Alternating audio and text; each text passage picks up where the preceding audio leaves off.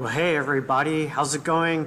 So in this video, which is the last part of our typography art project, I'm going to show you how to do some finishing touches, namely create either a background graphic, change the color of your typography or art elements, or actually use everything that, or partially, part of what you have made, you can also transform into cutouts.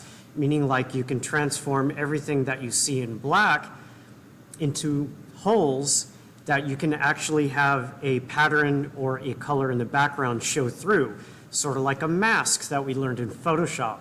So let's get going. So in this example that you see here, I have a finished copy of my Mahatma Gandhi typography art piece. So here, in this example, you see it's been kind of reversed.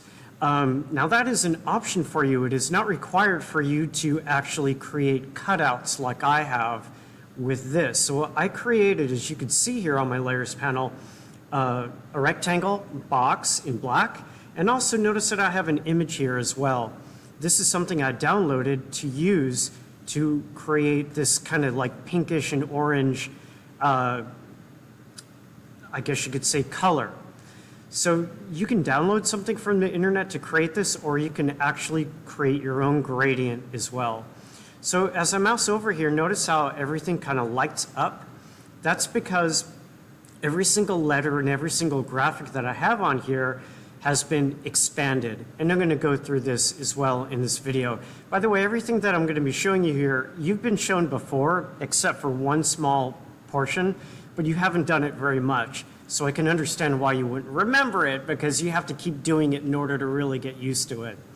Okay, so how I made this, which is an option to you, I'll show you right now. So the first step would be to actually go ahead and either import something that you've downloaded onto your layers panel, or simply create a gradient.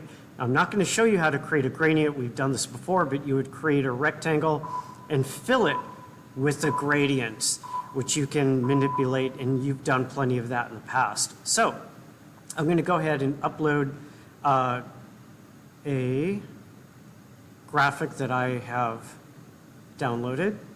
And when you get to your place dialog box, make sure that the link checkbox is unchecked. That will automatically embed your image. So I'm going to go ahead and browse to that and place it. It's got to download from the cloud, so that's why it's taken a second. There it is. All right. So I'm going to move myself over here, and I'm going to start way up here because I know that this is long and skinny, and I'm going to place it. And I'm going to go ahead and move myself over again. Get rid of that. And it placed it in right here on the very top of all of my typography design pieces, which is something I don't want. So I'm going to go ahead and move that right now. I'm going to stick it all the way on the bottom here. There you go. Now you can see everything. So while I'm at it, go ahead and move this. You guys know that you can stick stuff on your pasteboard. It doesn't have to just be on your artboard. So now, let's say you decided that you just kind of like having an image background and you want to keep it the way it is. Well, that would be okay. You don't have to do cutouts like I'm going to show you now. This is just something a little extra for those of you who want to take it one step further. Okay, so the very first part is actually something called expanding an envelope. And I'm going to go ahead and do that with you. So as you can see on my layers panel, I have all of my words which have been tweaked.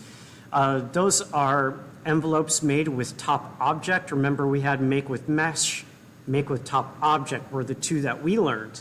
So I'm going to go ahead and select all of my elements, all of my words. Now there's other ways to do this. It's just the way I'm doing it. Okay, so I'm going to go ahead and expand my envelope first.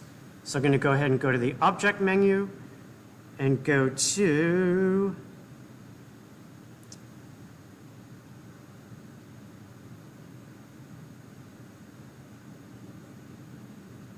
Expand under, Envelope Distort. This is where we've been going. You'll go to Expand. Now, as you notice, every single piece here is now an individual element here. Sort of like when we use text, when you typed in something, it recognizes it as text, but once you expand it or create outlines, it no longer does that. Okay, so the second part is to actually create a compound path with everything that you have selected here. So I'm going to go back to my Object menu, go back to, I'm not going to go to Envelope Distort, I'm going to go here to Clipping Path or Compound Path, and I'm going to choose Make. Now look, notice what happened here on my Layers panel. Everything that I had selected has now been condensed to one layer called a compound path. Now what the heck is a compound path anyway? Well, think of a donut. A donut is a round kind of circle with a hole in the middle, right? So a compound path is like a path that is in the shape of a donut. A donut is more than just a circle, it's a circle with a hole in the middle. So a compound path is actually a circle that actually has an inner circle as a cutout. So that's the same as what I'm doing here in a nutshell. So these compound paths are what's going to allow me to create my cutout. So now I've expanded all my pieces, I've created a compound path, as you can see here. The last step is to do what you've done before, which is to create your clipping mask. So before you create your clipping mask, remember that step one is to make sure that you have both your layer elements selected, which I do. So I'm going to go to Object, Clipping Mask, and Make. Now I'm getting a warning here saying that, whoa, dude, you've got a really complex shape here. You know, your computer might crash. Well, just ignore that and hit yes. And there I go. So there's my clipping mask. So you might be saying, well, that doesn't look like this, Mr. Sco. Well, that's because I didn't place my black background yet. I'm going to go ahead and deselect everything. And I'm going to select this bottom layer, which is locked. This is my template layer, my image of Gandhi. Create a new layer. And I'm going to create a black, this time a black box. Or maybe not, I don't know. Maybe I'll choose like a dark gray. So it's got no fill, no stroke. I'm going to change that now.